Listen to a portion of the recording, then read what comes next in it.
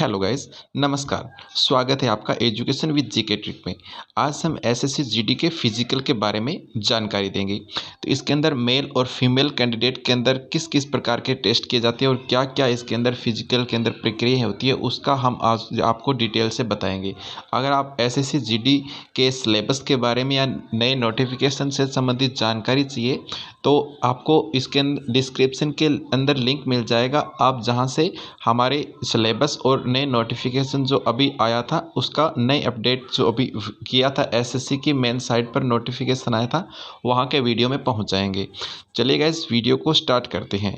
यहां पर देख लीजिए physical PET physical efficiency test के बारे में अगर बात करते हैं तो इसके अंदर मेल और फीमेल के अंदर क्या क्या चाहिए।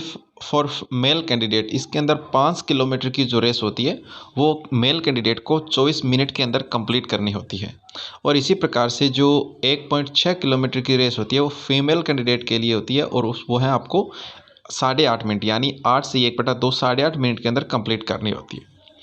और लद्दाख एरिया की अगर बात करें तो इसके अंदर मेल के अंदर एक जो मेल होता है वो 6.5 मिनट के अंदर कंप्लीट करनी होगी आपको, और फीमेल के अंदर 800 मीटर 4 मिनट के अंदर कंप्लीट होगी। अगर आपको इस किसी भी एरिया के हिसाब से या किसी भी कैटेगरी के हिसाब से अगर आपको किसी भी चीज़ के अंदर छूट चाहिए, छूट प्राप्त करनी होती है तो उस चीज़ से संबंधित आपके पास में उसका सर्टिफिकेट होना चाहिए।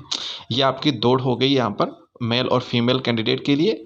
फिर आगे की पीएसटी की अगर हम बात करते हैं फिजिकल स्टैंडर्ड टेस्ट, इसके अंदर हाइट की बात करते हैं तो एससी जनरल एससी और ओबीसी कैंडिडेट के लिए जो मेल है उसमें 170 सेंटीमीटर की हाइट आपकी होनी चाहिए और फीमेल के अंदर 157 सेंटीमीटर की आपकी हाइट होनी चाहिए।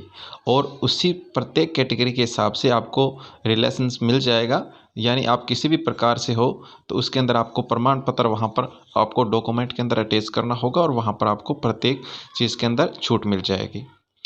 किसी अगर आप पूर्वी भारत से हो या फिर अगर SC ST से हो या किसी भी प्रकार से हो आप तो इसके अंदर छूट मिल जाती है। उसी प्रकार से हम अगर आगे चेस्ट की बात करते हैं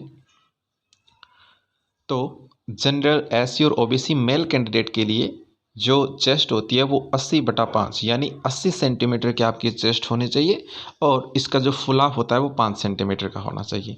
और चेस्ट के मामले के अंदर फीमेल के अंदर यहाँ पर चेस्ट चेकअप नहीं की जाती है।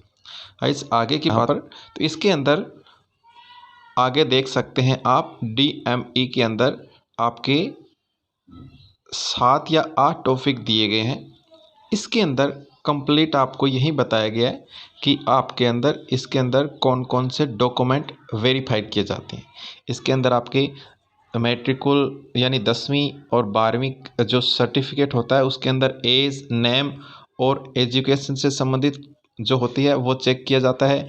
और आपका फिर डोमिसाइल सर्टिफिकेट होना चाहिए, यानी आपका जो मतलब इसके अंदर आपके ए से लेकर के जेड तक जो भी डॉक्यूमेंट होते हैं वो आपको साथ में लेकर के जाने होते हैं। आपको बड़ा बड़ा बता देता हूँ, इसके अंदर 10वीं की जो जिस बेस पर आपकी भर्ती है 10वीं 12वीं बेस पर वो उससे संबंधित आपके आधार कार्ड और आपका जो भी प्रमाण पत्र है, आय प्रमाण पत्र हो गया और आपका मूल निवास प्रमाण पत्र हो गया, किस शहर से मतलब किस एरिया से आते हैं। अगर आप बॉर्डर डिस्ट्रिक्ट से छूट ले रहे हैं तो बॉर्डर डिस्ट्रिक्ट का प्रमाण पत्र, यानी आपको सभी चीज़ें जो भी डॉक्यूमेंट आपके अंदर हैं वो आपको लेकर के वहाँ पर जाने हैं।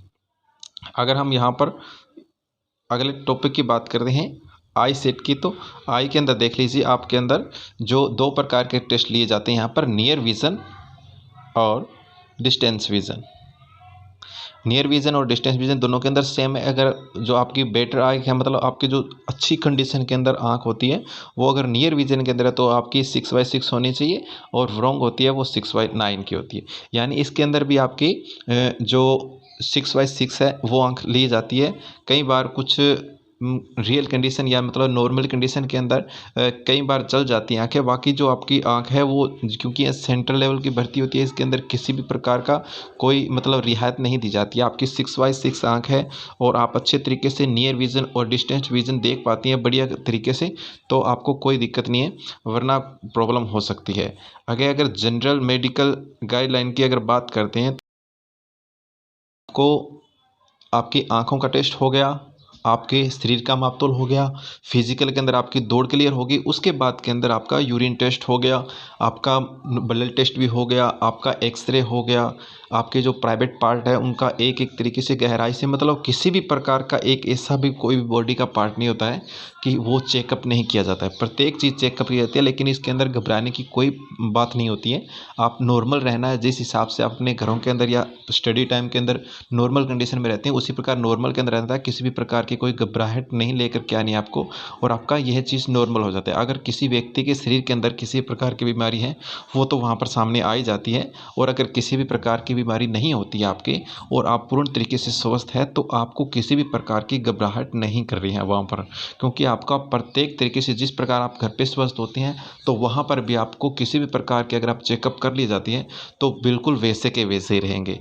अगर आप किसी भी इन सभी चीज़ों के अंदर अगर आप किसी कारणवश अगर आपकी सही चीज़ है, तो आपको रीमेडिकल भी कई बार दे दिया जाता है। उनको अगर डाउट लगता है भी ये चीज़ सही नहीं है, तो वो रीमेडिकल दे सकते हैं। लेकिन फिर भी कई बार रीमेडिकल मिल जाते हैं तो व्यक्ति घबरा जाते हैं, तो आपको घबराना नहीं है, क्योंकि रीमेडिकल अगर मिलता है तो उसके अंदर आपको फिर आगे की डेट दे दी जाती है। इसके अंदर क्या होता है कि पहले जब मेडिकल लिया जाता है, मेडिकल होता है, तो एक डॉक्टर होता है और वो सभी चीज़ें लगभग चेक करता है। और लेकिन जब आपको रीमेडिकल दिया जाता है, तो उसके अंदर एक प्रत्येक चीज़ के, जैसे अगर आपको आंखें टेस्ट करनी है, फिर इस मेडिकल के अंदर आंख टेस्ट होता है, आपके कान टेस्ट होते हैं, दांत टेस्ट होता है, तो इसके अंदर सभी के अंदर एक डॉक्टर होता है। लेकिन जब आपको रीमेडिकल दिया जाता है, तो उसके अंदर प्रत्येक चीज़ का अलग अलग विशेषज्ञ होता है। यानी डॉक्टर कान के डॉक्टर है, तो वो कान का स्पेशलिस्ट अलग से होगा, और जो कान से संबंधित जिनको रीमेडिकल मिला है, वो सभी कान के जो कैंडिडेट होंगे वो उसी स्पेशलिस्ट के बाद में चेक होंगे। बस इतनी सी प्रॉब्लम आती है। अगर आप उस डायरेक्ट अगर मेडिकल के अंदर क्लियर हो जाते हो, तो उसको नॉर्मल मतलब 100 में से 90% गहराई से चेक करता है। अगर आप मतलब रीमेडिकल के अंदर जाते हो, तो वो आपको 100% बिल्कुल गहराई से चेक करना होता है। आपके अगर किसी कारणवश अगर कोई मतलब किसी चीज़ के अंदर डाउट होता है, या किसी चीज़ के अंदर आपकी बीमारी होती है, तो वो वहाँ पर क्लियर हो ही जाती है।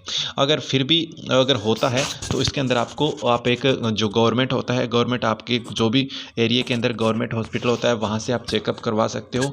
अगर किसी कारणवश आप गवर्नमेंट हॉस्पिटल के अंदर आप डायरेक्ट मतलब बिल्कुल सही तरीके से पाए जाते हो, तो वहाँ पर आप मतलब फॉर्म फिल करके दोबारा से आप अपील कर सकते हो, और दोबारा से वहाँ पर आपका चेकअप हो सकता है।